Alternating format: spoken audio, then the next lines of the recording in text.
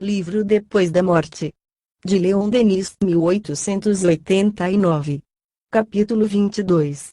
Os médiuns. As faculdades do perispírito, seus meios de percepção e de desprendimento, por maior desenvolvimento que tenham em certas pessoas, não podem, entretanto, exercer-se em sua plenitude durante o período da encarnação, isto é, durante a vida terrestre. O perispírito acha-se então estreitamente ligado ao corpo. Prisioneiro neste invólucro espesso e obscuro, não pode daí se afastar senão em certos momentos e em condições particulares.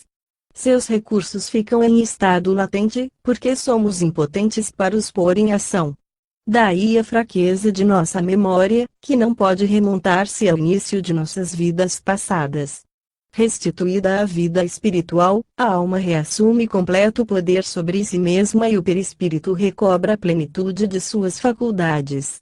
Desde então, pode agir convenientemente sobre os fluidos, impressionar os organismos e os cérebros humanos.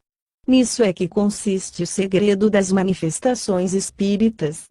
Um magnetizador exerce poderosa ação sobre o seu passivo ou sonâmbulo, provoca seu desprendimento, suspende sua vida material. Assim também os espíritos ou almas desencarnadas podem, pela vontade, dirigir correntes magnéticas sobre os seres humanos, influenciar seus órgãos e, por seu intermédio, comunicar-se com outros habitantes da Terra. Os seres especialmente caracterizados pela delicadeza e sensibilidade do seu sistema nervoso à manifestação dos espíritos têm o nome de médiuns. Suas aptidões são múltiplas e variadas. Aqueles cuja vista atravessa o nevoeiro opaco que nos oculta aos mundos etéreos e que, por um vislumbre, chegam a entrever alguma coisa da vida celeste são designados por sensitivos ou por clarividentes. Alguns até possuem a faculdade de ver os espíritos, de ouvir deles a revelação das leis superiores. Todos somos médiuns, é verdade, porém, em graus bem diferentes. Muitos o são e ignoram-no, mas não há homem sobre quem deixe de atuar a influência boa ou má dos espíritos. Vivemos no meio de uma multidão invisível que assiste, silenciosa, atenta, às minudências de nossa existência, participa, pelo pensamento, de nossos trabalhos, de nossas alegrias e de nossas penas.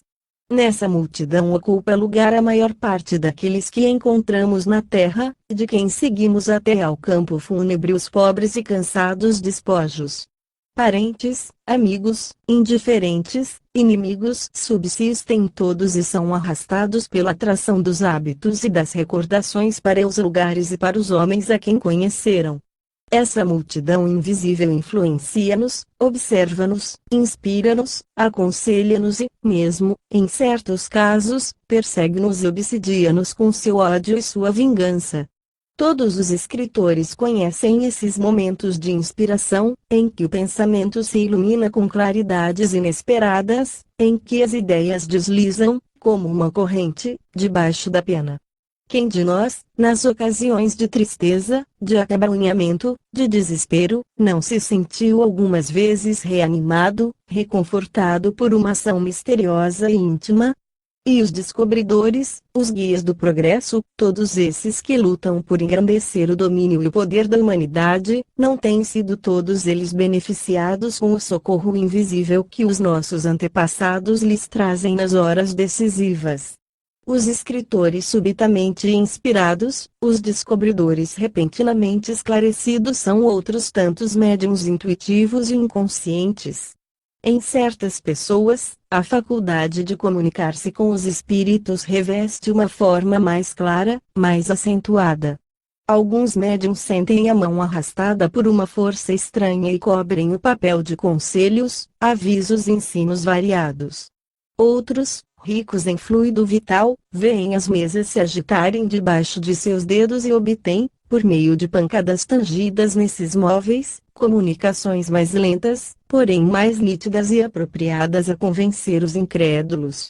Ainda outros, mergulhados no sono magnético pela influência dos espíritos, abandonam a direção de seus órgãos a esses hóspedes invisíveis, que deles se utilizam para conversar com os encarnados como no tempo de sua vida corpórea. Nada mais estranho e mais frisante do que ver desfilar sucessivamente no corpo delgado e delicado de uma senhora, e até de uma mocinha, as personalidades mais diversas, o espírito de um defunto qualquer, de um padre, de uma criada, de um artista, revelando-se por atitudes características, pela linguagem que lhes era familiar durante a existência terrena. Mais que dizer, quando são espíritos conhecidos e amados dos assistentes, que vêm afirmar sua presença e sua imortalidade, prodigalizar exortações e animações àqueles que deixaram a posse no ar do caminho da vida, mostrar a todos o alvo supremo. Quem descreverá as efusões, os transportes, as lágrimas daqueles a quem um pai, uma mãe, uma mulher amada vem, de além-túmulo, consolar, reanimar com sua afeição e seus conselhos? Certos médiuns facilitam, por sua presença, o fenômeno das aparições, ou, antes, segundo uma expressão nova, das materializações de espíritos. Estes últimos tiram ao perispírito do médium uma certa quantidade de fluido, assimilam-no pela vontade e assim condensam seu próprio envoltório, até torná-lo visível e, algumas vezes, tangível.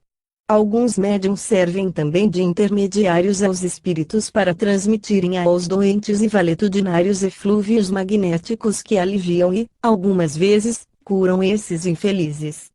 É uma das mais belas e úteis formas da mediunidade. Digamos ainda que uma multidão de sensações inexplicadas provém da ação oculta dos espíritos.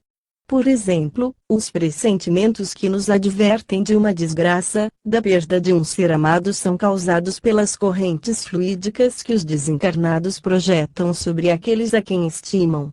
O organismo sente esses eflúvios, mas raras vezes o pensamento humano trata de examiná-los. Há, entretanto, no estudo e na prática das faculdades mediúnicas, uma fonte de ensinos elevados. Erradamente se consideraria a faculdade mediúnica como privilégio ou favor. Cada um de nós, já o dissemos, traz em si os rudimentos de uma mediunidade, que se pode desenvolver, exercitando-a. A vontade, nisso como em tantas outras coisas, desempenha um papel considerável. As aptidões de certos médiuns célebres explicam-se pela natureza particularmente maleável, elástica de seu organismo fluídico, que, assim, se presta admiravelmente à ação dos espíritos. Sabendo que a alma, por seus esforços e tendências, fabrica e modifica, no todo ou em parte, o seu organismo, através dos séculos, não veremos na mediunidade daqueles que a possuem senão a consequência natural dos seus próprios trabalhos operados em vidas anteriores. Em geral, a sensibilidade fluídica do ser é proporcional a seu grau de pureza e de adiantamento moral. 94. Início da nota do redator. 94. Há exceções a esta regra. Nem todos os médiuns devem as suas faculdades a uma vida pura e exemplar. Fim da nota do redator.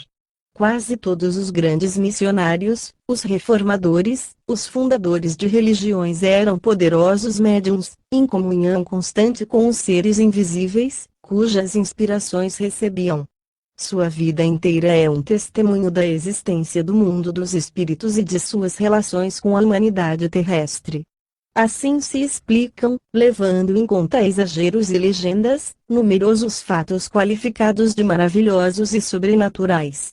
A existência do perispírito e as leis da mediunidade indicam-nos os meios pelos quais se exerce, através das idades, a ação dos espíritos sobre os homens.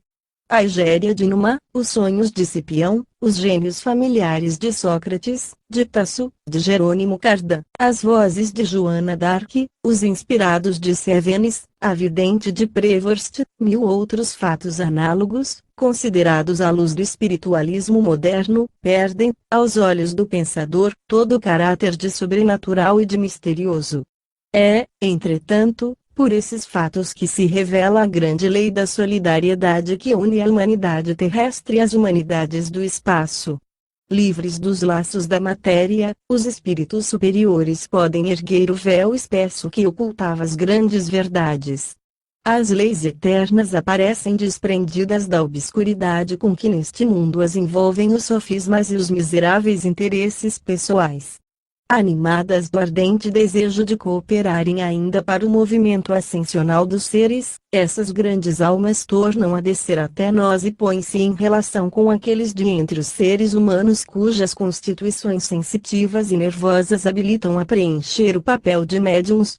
Por seus ensinos e salutares conselhos, trabalham, com o auxílio desses intermediários, para o progresso moral das sociedades terrestres.